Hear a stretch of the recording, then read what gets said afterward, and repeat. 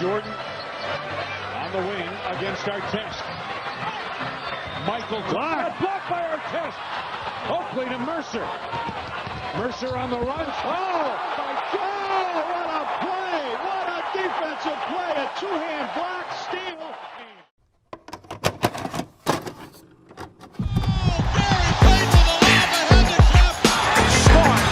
Hey guys, this is Dominique Wilkins. Hey, this is Sean Kemp. This is Gary Payton. Hey, this is Pau Gasol. NBA fans, what's up? This is Vince Carter here. Hey, what's up? This is Matt Barnes. If you're an old school NBA fan like I am, make sure you check out the Basketball Time Machine with my man Sean David. What's up, guys? Welcome back to the Basketball Time Machine. I'm Sean David. Thanks for tuning in. Let's talk some old school NBA basketball.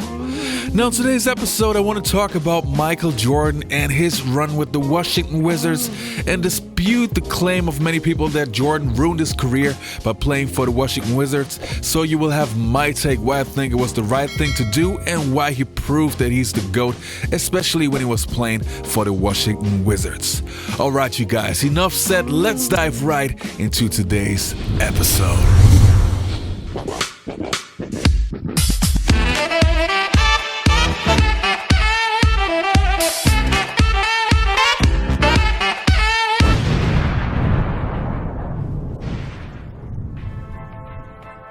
So where do we start? I would say let me take you back to the time when Michael Jordan joined Washington.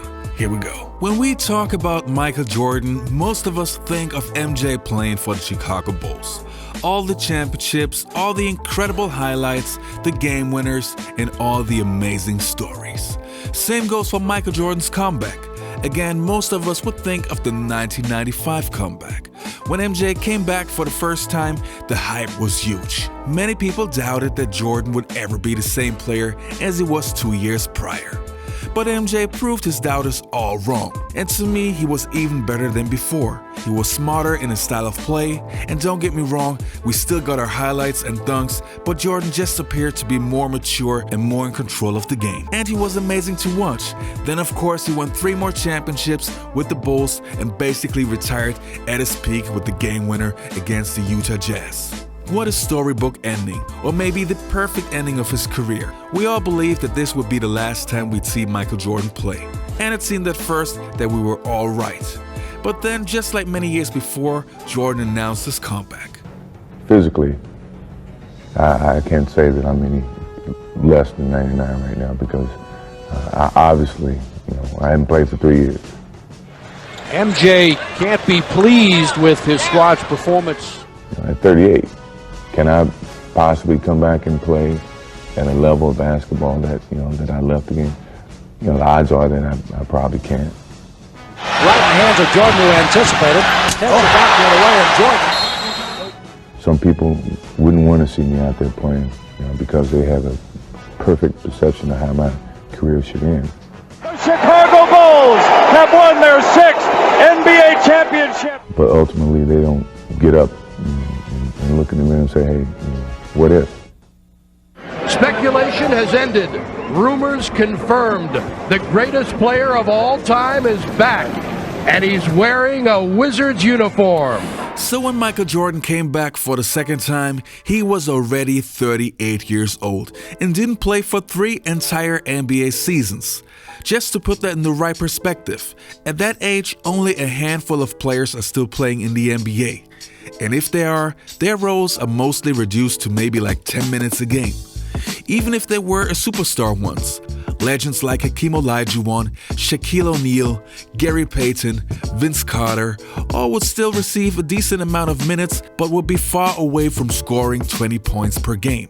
Only a few players like Kareem Abdul-Jabbar, Karl Malone, or Michael Jordan would still be able to drop 20 on a regular basis.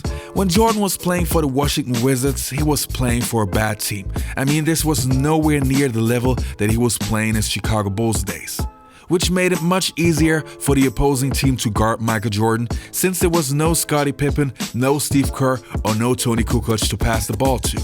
But still, MJ was able to average 23 points per game when he was playing for the Washington Wizards.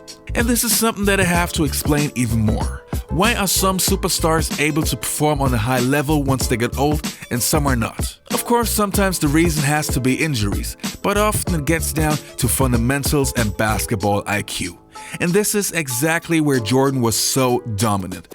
It was obvious that MJ was not as quick and could not jump as high as he once did while he was playing for the Bulls.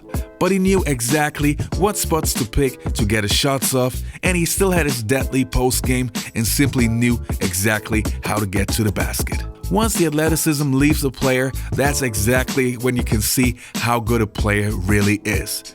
And we can't forget that Jordan was still clutch as I mean, would you guys take a look at this? Can Jordan do it again? Popeye Jones to inbound. It's the same setup. Hamilton off a screen. Michael. Jordan with 4 seconds. Fakes, shoots. He did it again! He did it again! He did it again! Michael Jordan, the greatest player of all time! Jones the trigger. Jordan for the win. Got it! At the buzzer. He's done it again in the city of Cleveland.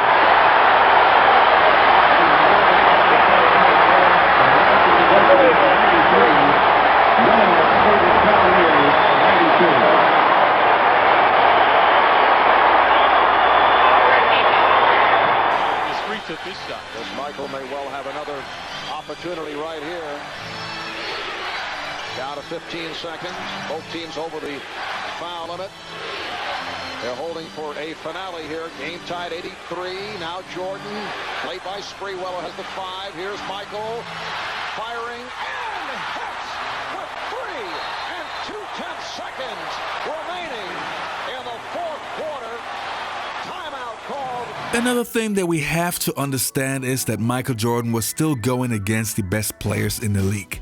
Every superstar on his position wanted a piece of Mike. If it was a Kobe Bryant, a Tracy McGrady, a Grant Hill, you name it, they all felt that they now had a chance to pay Jordan back from what he did to them when he was still playing with the Chicago Bulls. So believe me, they really gave Jordan 110%. They literally gave all they had, and still Jordan performed on a high level. So MJ, even at age 38, 39, and 40, was still one of the best players in the entire NBA, and that's simply another reason why he's the greatest of all time. I mean, how many other players do you know that could score 40 and 50 points more than once at age 39 and 40? Now, I'm pretty sure that most of you guys have seen the following clip because I already used it, I think like once or twice, but it just states perfectly the mentality of Michael Jordan even when he was at age 39. It just proves what kind of a player he was. And I'll tell you an interesting story about the greatness of Michael Jordan. When I was coaching in Washington, we played the Indiana Pacers, and we were down 25 at the end of the third quarter. And I took Michael out of the game, and I said, look, Michael, I know you think we can still win this game, but we got to play, in 2 nights. And if we make a little run, I'll put you back in the game. Well, we didn't. Well, I found out that after the game was over that he had 8 points in the game, and he broke a streak of like 860-something games in double figures. He got on the bus, and he said, scoot over. And he looked at me, and he said, do you think I can still play? And I said, absolutely. That's why I'm here, to be here to help you. He said, to be my coach, you have to believe in me and believe I can still play. And I said, Michael, I believe in you. We play the New Jersey Nets the next night, 51 points later, 51 points at age 41. He came back the next game with 46. He dropped 51 points against the Hornets. He became the oldest player in NBA history to score at least 40 points in a game. He hit a game winner to beat the Knicks in Madison Square Garden. I'm not talking about MJ in Chicago. I'm talking about MJ in Washington. Because you kids just don't know how good Michael Jordan was with the Wizards. Jordan's stats in Washington were legit. Legitimate all-star, all-NBA type numbers. In his first season with the Wizards, 2001-2002, he averaged more than 22 points, more than 5 rebounds, and more than 5 assists a game. plus 1.5 steals. His second season, 428 players took the floor that year. Of those 428, only 11 averaged at least 20 points, 6 rebounds, and 3.5 assists a game. Michael Jordan was one of them. One of 11. At age 40. He also had 9 games in which he scored 30 or more points. That's more than Chris Webber, more than Gary Payton, more than Vince Carter. He also dropped 40 or more 3 times, more than Dirk Nowitzki and Ray Allen that year.